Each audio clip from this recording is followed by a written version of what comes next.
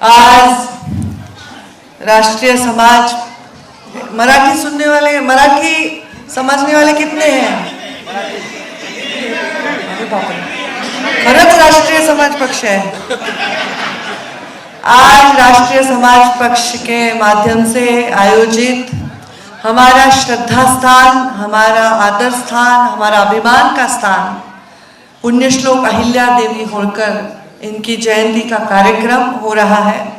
इस कार्यक्रम पे मंच पर विराजमान राष्ट्रीय समाज पक्ष के सर्वे सर्वा मेरे बंधु महादेवराव जी जानकर, मंच पर विराजमान मेरे दूसरे बंधु हमारे सांसद हेमंत जी पाटिल, मंच पर विराजमान सभी राष्ट्रीय समाज पक्ष से आए हुए सारे राज्यों के प्रमुख, सभी नेतागण, आपके पार्टी से जुड़े हुए सब लोग, मैं सबका नाम लेना चाहती थी पर समय कम है, और सामने बैठे हुए सारे पुण्यश्लोक अहिल्या देवी होळकर जी से, नहीं मेरे पास बहुत समय है, आपके पास शायद कम है, और सामने बैठे हुए सारे पुण्यश्लोक अहिल्या देवी जी के प्रति श्रद्धा रखने वाले सारे मेरे बांधव, मेरी बहनों, महादेवराव जी जानकर जी की मेरी पहचान को शायद एक दशक हो गया है। मेरे पिताजी एक दिन मुझे चौंडी लेके गए थे जब मैं राजनीति में नई थी, और वो कार्यक्रम था महादेव जी जानकर जी का, और मैं तब से उनको जानकर साहेब बुलाती हूँ। वैसे तो हर आदमी के पीछे साहब लगा देते, आजकल बाबू को भी साहब बुलाते हैं, कोई कॉर्पोरेटर को भी साहब बुलाते हैं, आजकल तो कौन किसी को साहब बुलाता है, पर जो गरीब समाज से आया है, जिसका जो वंचितों का प्रतिनिधित्व करता है, उसको साहब बुलाने में जो मुझे मजा आता है और कहीं नहीं। तो मुझे बड़ा फक्र महसूस होता है, मुझे बड़ी शान लगता है कि मेरा भाई को जानकर साहब मैं बुलाती हूँ। और जब वो मेरे पहली बार मैं उनसे मिली तो चौंडी में कार्यक्रम था, सब बहुत बड़े बड़े नेता, तभी गणपत राव जी थे, अन्ना डांगे जी थे, मुंडे साहब थे, भुजबल साहब थे, पृथ्वीराज जी चौहान तब आए थे, सब लोग बड़े बड़े कार्यक्रम में बड़े बड़े नेता आए थे, पर जो प्रेम लोगों को मिला, लोगों का मिला, वो मुंडे साहब और जानकर साहब की जोड़ी को मिला।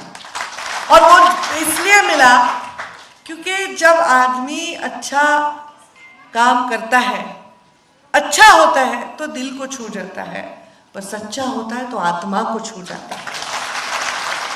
और इसलिए मुंडे साहब ने हमको राजनीति में एक ही चीज सिखाई, सच्चे बनो, अच्छे तो तुम हो ही, पर सच्चे बनो, लोगों की आत्मा को छू।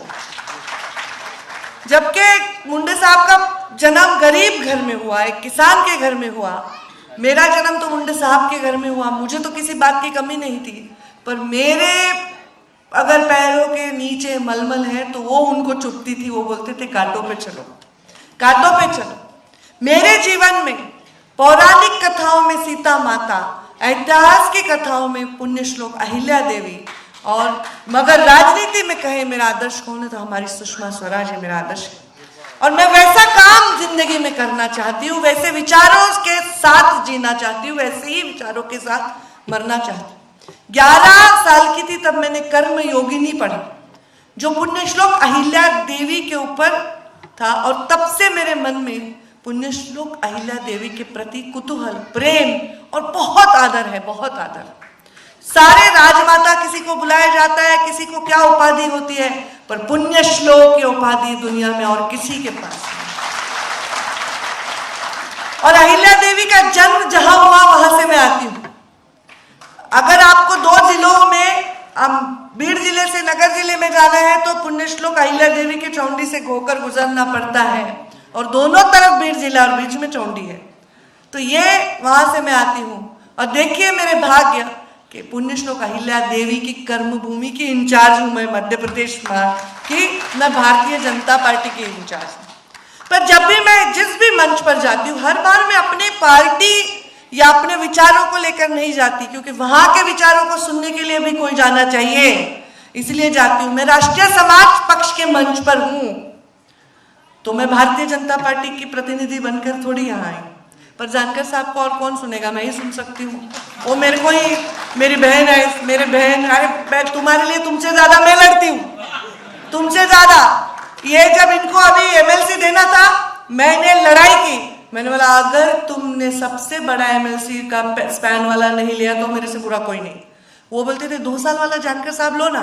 मैंने नहीं, जानकर साहब लेंगे 4 साल वाला, 6 साल वाला एमएलसी। जब मिनिस्ट्री की बात आई, जानकर साहब कुछ बोले ना बोले, मैं हट गई।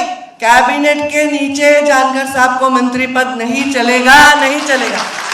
जो हमारे साथ हमारे एनडीए में आए हुए थे, जो बाकी पक्ष, उन्होंने राज्य मंत्री पद लिया, पर जानकर साहब कैबिनेट मंत्री बने, तभी मुझे आनंद आया। और तब मुझे आनंद इसलिए आया क्योंकि मेरे पिता ने उनको अपना बेटा माना था। तो उनका जो सपना था कि मैं महादेव जानकर जी को नामदार लगाऊंगा और गवर्नमेंट के ऑफिस में, मंत्रालय में बिठाऊंगा, जो मुझे अच्छा लगा।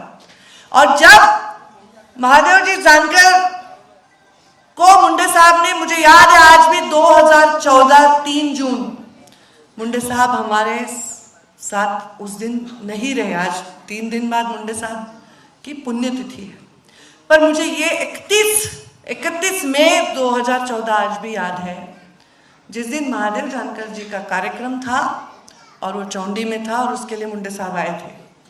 और उस दिन वो बहुत खुश थे। मंत्री बनने के बाद महाराष्ट्र में एक ही कार्यक्रम उनका हुआ और कोई कार्यक्रम ही नहीं हो पाया। भगवान ने उतना हमें दिया ही नहीं मौका। तो महादेव जानकर जी से इतना प्यार था कि एक ही कार्यक्रम हुआ, वो भी उनका ही हुआ। और उस सभा में उन्होंने कहा कि मेरा वारिस महादेव जानकर है। पंकजा को प्रॉपर्टी मत मांगो जानकर साहब, पर राजकीय पूरा मेरा वारिस आप है। ये प्यार उन्होंने दिया। क्यों दिया? क्योंकि एक बच्चा, लड़का जो गरीब घर में पैदा हुआ है, सपना देखता है इस देश का नेतृत्व करने का। क्या बुरा है? हमारा भी तो नेता ऐसा ही है। हमारे नेता एक चाय वाले के घर में पैदा हुए, खुद चाय बेचते बेचते बने कि नहीं देश के प्रधानमंत्री। क्या बुरी बात है? हमें या तो पिता सपना देखना सिखाता है या नेता सपना देखता है। मेरे पिता ने भी मुझे यही सपना दिखाया कि बड़ा सपना देखो, छोटे लोगों के लिए, अपने बड़प्पन के लिए नहीं। और आज मुंडे साहब का सपना है कि महादेव जानकर एक नहीं 1000 बने, महादेव जानकर जैसे नेता बने जो 1000 नेताओं को बनाए। और मैं तो उनसे लड़ती रहती हूँ। मेरा आधा ध्यान तो राष्ट्रीय समाज पक्ष के ऊपर ही है। आपने ये क्यों नहीं बोला, आपने वो क्यों नहीं बोला, आप यहाँ प्रेस लो, आप यहाँ जाओ। मैं तो रोज उनको बोलती रहती हूँ। वो बोल रहे मैं लड़ती रहती हूँ। सही है कि मेरे तो ये मेरा मायका है। राष्ट्रीय समाज पक्ष भी तो मेरा मायका है, मेरे भाई का घर है। इधर पिता से लड़ाई हो गई तो भाई के घर में भी जा सकते हैं आज भी। तो ये जो है ये सही है। वो बोल रहे थे बीजेपी ने ये किया वो किया, बीजेपी आपकी पार्टी, ताई की पार्टी। मेरी कहा भाई पार्टी, मैं बीजेपी की हूँ, बीजेपी मेरी थोड़ी है। बीजेपी बहुत बड़ी है, मैं बीजेपी की हूँ, बीजेपी पार्टी की हूँ। पार्टी मेरी नहीं हो सकती क्योंकि बड़ी पार्टी। पर जरूर जब मुंडे साहब थे तब छोटे छोटे तबकों पर काम करने वाले लोगों को उन्होंने इकट्ठा किया और एक ताकत बनाई, एक मुट्ठी बनाई, तभी तो सरकार का मुंह देख पाए। ये इतना आसान नहीं था, ये इतना आसान नहीं था। एमएलए और एमपी बनाने वाला कारखाना मुंडे साहब को कहते हैं, महाराष्ट्र में जाते हैं कि जो आदमी कभी सपना नहीं देख सकता था कि हमारे एक भाषण में सुन रही थी तोमर जी का, तो वो बोल रहे थे कि वहां मेरे को विधायक का टिकट मिला। यही कितना अभिमान और स्वाभिमान की बात है। जो व्यक्ति कभी सपना ही नहीं देख सकता था कि मैं कुछ बनूंगा। मैंने मुंडे साहब को पूछा था कि क्या आपको बनाने के लिए क्यों आप राजनीति में आए। वो बोले मेरे पिताजी जब हम लोग गांव में जाते थे, एक पर्टिकुलर एरिया में जाते थे, तो मेरे पिताजी अपने जूते निकाल के अपने बाह में रख लेते थे। तो क्यों? क्योंकि वहाँ जूते पहनना मना था। उनको ये सवाल मन में लगा कि यहाँ जूते क्यों नहीं पहन सकते मेरे पिताजी, बाकी लोगों ने तो पहने। तब उनके मन में आया कि नहीं, ये जाति भेद है। जाति नहीं, वो जाति होती है, पर जाति भेद ये जाना चाहिए। गडकरी साहब ने भी कहा, एक इतने बड़े नेता, आज देश के सबसे ज्यादा विकास करने वाले नेता है, पर देखिए महादेव जी जानकर जी का एक निमंत्रण गया, फिर मैंने 2-3 दिन पहले उनको फ़ोन किया, उनसे बात नहीं हुई। मैंने उनके स्टाफ को बताया कि मैं भी आ रही हूँ कार्यक्रम में और अपेक्षित है गडकरी साहब। तो महादेव जी जानकर जी का सम्मान करते हुए आज आए और बहुत अच्छे से भाषण और हमारी पुण्यश्लोक अहिल्या देवी के प्रति बोला। सच में है, राजनीति में मैं काम कर रही थी तो मैंने पानी पे काम किया। जलयुग शिवार जो देश में सबसे लोगों में प्रचलित योजना, सबसे लोकप्रिय योजना बनी, जिसको राजस्थान में वहाँ की हमारे मुख्यमंत्री वसुंधरा राजे सिंधिया ने खास टीम भेज के उनको बुला के ये टीम दिया और उनको बहुत अच्छी लगी। बहुत लोगों ने बहुत राज्यों में इस योजना को निभाया। ये योजना भी हमने की, पर मेरे इस योजना का आदर्श कोई होगा तो पुण्यश्लोक अहिल्या देवी। उस जमाने में उन्होंने जो कुएं बनाए, जो पानियों की योजना बनाई, आज तक है। हम लोग एक टंकी बनाते हैं, दूसरे साल वो टंकी में रिपेयरिंग आ जाता है, ये क्वालिटी का काम है, वो आज तक है। और आज ही उन्होंने काम किया। सच है, पुण्यश्लोक अहिल्या देवी धर्म रक्षक है। क्यों ना हो, उस जमाने में ना मोबाइल था, ना ज्ञान का कोई ऐसा साधन था, तो धर्म की रक्षा से आदमी की आत्मा को एक ये धीरज बंधाने का काम उन्होंने किया। जो क्योंकि जब कोई भी प्रतीक अपनी आस्था का होता है वो टूटता है तो उस पर दिल दुखता है, लोगों का आत्मविश्वास डगमगाता है। तो ये सबसे बड़ा काम उन्होंने किया कि उन्होंने धर्म की रक्षा के लिए जो भी, फिर वो कोई भी धर्म हो, उसकी रक्षा के लिए योगदान दिया। वो महादेव की भक्ति, तो महादेव के मंदिरों का पुनर्निर्माण उन्होंने पूरे देश भर में किया। जहाँ भी ज्योतिर्लिंग है वहाँ आप जरूर पुण्यश्लोक अहिल्या देवी जी का मूर्ति देखेंगे, उनका फोटो देखेंगे और लोग कहेंगे कि उन्होंने बनाया। अच्छा लगता है। और इसके बाद सिर्फ ये नहीं किया, राज संभाला, बहुत अच्छी तरह से राज संभाला। और सबसे बड़ा काम क्या, वो एक न्याय प्रिय राज्यकर्ता थी। न्याय प्रिय, जो न्याय सबके लिए समान हो, ऐसा न्याय। और महिलाओं के प्रति अगर किसी ने आंख उठा के देखा तो हाथी के पैर के नीचे उसे कुचलने का साहस रखती थी। इतनी बड़ी योद्धा, इतनी बड़ी साहसी महिला थी। और उस जमाने में महिलाओं के प्रति काम किया। माहेश्वर का तो उदाहरण दे दिया, उनको खुद के पैर पे खड़े करने के लिए काम किया। इतना ही नहीं, युद्ध खुद करती थी। इतना ही नहीं, महिलाओं को संरक्षण देने का काम किया और महिलाओं के सम्मान को बढ़ाने का काम किया। तो उस जमाने में सती की प्रथा थी। तब मल्हार राव जी ने अहिल्या देवी को कहा कि तू ही मेरा बेटा बन और इस राजकारभार को आगे लेके जाओ। सच में अगर वैसा कुछ होता तो हम ये काम आज उनका नहीं बोल पाते, देख पाते। और अपने उस जमाने में आगे के विचार सामने रख के काम करने वाले, जितनी अहिल्या देवी ने काम किया उसके पीछे खड़ा रहा कोई, तो पिता की तरह ससुर जी उनके पीछे खड़े रहे। और यही हमको करना है। अपनी बेटी हो, मैं हूँ, आपके घर की बेटी हो, आपके घर गली की बेटी हो, उसके एक साथ आपको खड़ा रहना है। सबसे पहले अहिल्या देवी जी को श्रद्धांजलि उस तरह से करनी, इस तरह से करनी है कि उन्होंने सच में वो एक जाति की नहीं हो सकती। ये सच है। एक जाति का, छत्रपति शिवराय एक जाति के नहीं है, महामानव बाबा साहेब अम्बेडकर एक जाति के नहीं है, क्रांति सूर्य ज्योतिबा फुले एक जाति के नहीं है, पुण्यश्लोक अहिल्या देवी एक जाति की नहीं है। पर उन्होंने यही कहा है कि पिछड़ों को आगे लाना ये काम होता है नायक का।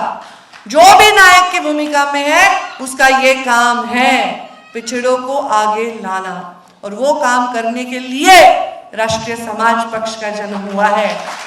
ये हमें भूलना नहीं है। आपके पास उद्योगपति हो, आपके पास जो भी हो, आपकी नजर सबसे आखिरी आदमी के ऊपर ही होनी चाहिए। इत्र से कपड़ों को महकाना कोई बड़ी बात नहीं, मजा तो तब है जब खुशबू किरदार से आए। यह काम हमें करना है, ये काम। इसलिए डर तो रहता ही नहीं है भाई, हमारे पता नहीं खून में ही है, कुछ जेन्स में ही है, गड़बड़ है ना, गड़बड़ है। डरते तो किसी से है ही नहीं, है क्या?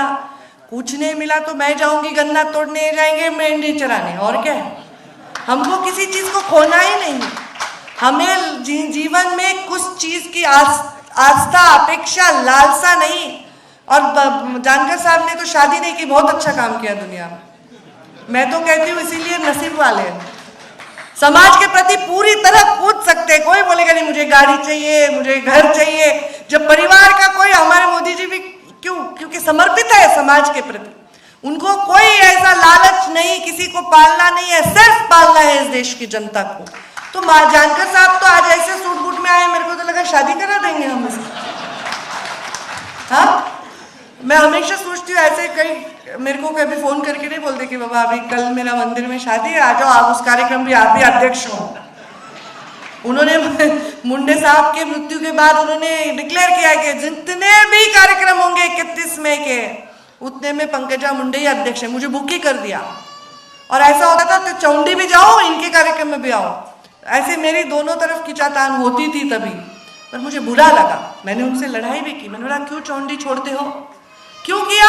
क्योंकि भाई के प्रति प्यार था, भाई के प्रति चिंता थी। पर मैंने भी तो छोड़ा गढ़, मैंने भी तो नया गढ़ बनाया। अरे जब तक हम अपना आंगन नहीं छोड़ते तब दुनिया को कैसे नापेंगे? बराबर है।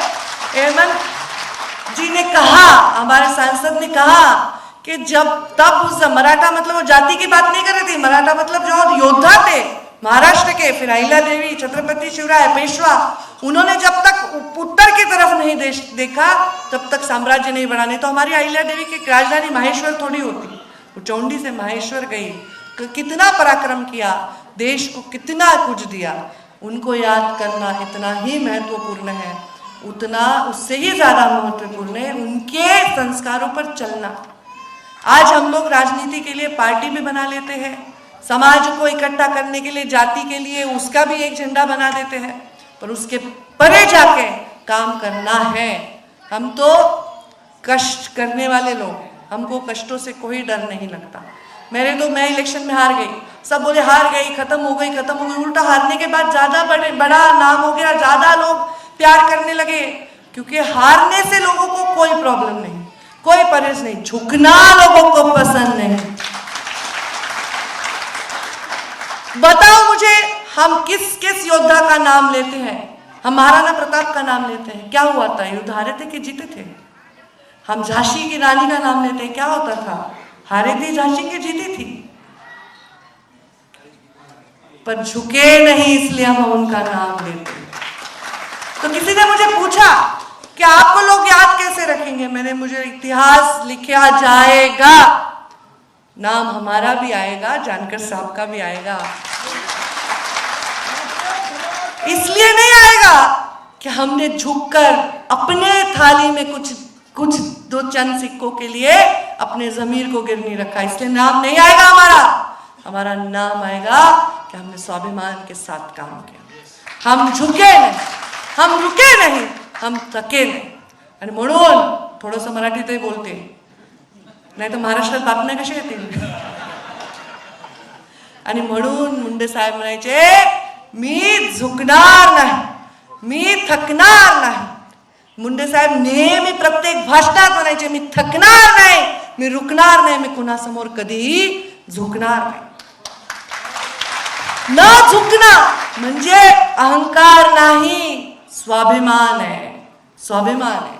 आणि तो स्वाभिमान दिलाय आम्हाला छत्रपती शिवरायांनी, पुण्यश्लोक अहिल्या देवींनी, आणि तो स्वाभिमान आमच्या रक्ताच्या थेंबा थेंबात राहणार आहे। बरोबर आहे, आम्हाला योजना नको तुमच्या, तुम्ही सारखं आम्हाला पैसे देतो, महामंडळ देतो, मेंढ्या देतो, शेळ्या देतो, काय देतो, अरे ते बनवायचा अधिकार द्या आम्हाला, ते करण्यासाठीचा अधिकार द्या आम्हाला।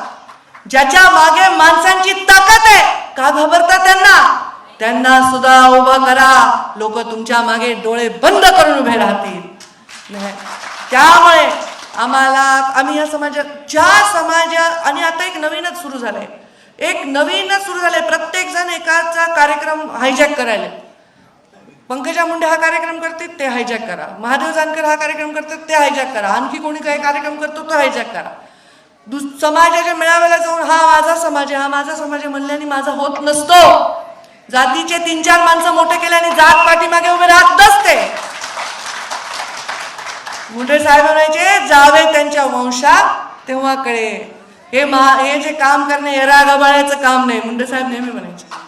त्यामुळे आपल्याजवळ सत्ता आहे, आपल्याजवळ शक्ती आहे, म्हणून आपण कोणालाही काही देऊ शकतो, घेऊ शकतो असं वाटणं हा अहंकार आहे। आणि आपल्याकडे काही नसताना सुद्धा काही मिळवण्यासाठी, पदरात पाडण्यासाठी आम्ही मान झुकवू शकत नाही, हा स्वाभिमान। आणि त्यामुळे आपल्याकडे आहे काय? स्वाभिमान, स्वाभिमानची जिवंत आपल्याला जगायचं आहे। त्यामुळे मला तर कशाची भीतीच वाटत नाही। मला हे दोन वाक्य फार आवडतात। मैं उस माटी का वृक्ष नहीं जिनको नदियों ने सींचा है, बंजर जमीन पर पलकर मैंने मृत्यु से जीवन खींचा है।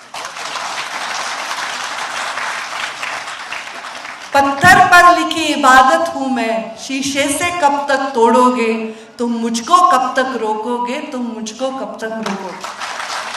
त्यामुळे असाच भाव घेऊन आपण काम करायचंय। जानकर साहेब, तुमच्या नेहमीच मी मागे राहिलेली आहे, मागे राहिले, पुढे नाही गेले कधी, मागे राहिले। जरी तुम्ही माझ्यापेक्षा वयाने मोठा होतात, पण मी मोठ्या बहिणीच्या भूमिकेने तुमची काळजी केलेली आहे। त्यामुळे आता मी तुम्हाला जाहीर सांगते, आता गप्प बसू नका। पुढच्या 31 मेला नाही सापडायचं, आता पूर्ण उद्याच्या पासून पुढच्या 31 मे पर्यंत, पुढच्या 31 मे पर्यंत मला तुम्ही पाड्यावर, तांड्यावर, वस्त्यावर दिसले पाहिजे, बायको पण नाही। किती मजा आहे, काय काम आहे, घरी कशाला जायचंय? घरी जाणार नाही म्हणून ठरवलंय त्यांनी, घरी जाणार नाही म्हणून ठरवलंय त्यांनी। आणि माझा भाऊ मोठा झाला तर मला आनंद आहे, कसले पण भाऊ मोठे झाले तर आनंद आहे, तर चांगलाच भाऊ आहे मला। त्यामुळे आता घरी जायचं नाही। तुम्ही म्हणलात स्वाभिमान गायन करायचं नाही, आम्ही कुणाला काही मागणार नाही, असं जर तुम्ही फिरलात वर्षभर तर तुमच्या मागे लोक फिरतील, एवढ्या जागा घ्या, एवढ्या जागा घ्या, एवढ्या, बरोबर आहे की नाही? आणि या माणसाचं मला कौतुक आहे, मी त्यांना प्रेमाने खूप काळजी करते त्यांची, पण या माणसानी कधीही असं असतं ना, कधी राजकारणात पक्ष एकत्र येतात, त्याच्याकडनं अपेक्षा असते, त्याला सांभाळायचं बरं लोड असतं। या माणसाने कधी 1 रुपयाचा त्रास दिला नाही, भारतीय जनता पार्टीला नाही दिला, मला नाही दिला। इतका स्वाभिमानी माणूस आहे, कधी कुणाकडे रुपया मागितला नाही, स्वतःच्या जीवावर उभा आहे। त्यामुळे यांना आर्थिक असं आकर्षण नाहीये। पक्ष उभा करण्यासाठी गरज लागते, शक्ती लागते, ते वेगळी, स्वतःसाठी काही त्यांना आकर्षण नाहीये। त्यामुळे आता उद्यापासून ते माझी अपेक्षा आहे की माझ्या भावानी रस्त्यावर जावं। त्या तुमचा जो हिरो होता ना, तो बारामती लढला, बारामती जानकर साहब लड़ले। ती स्टोरी अच्छी है, हिंदी में बताती हूँ क्योंकि महाराष्ट्र को पता है।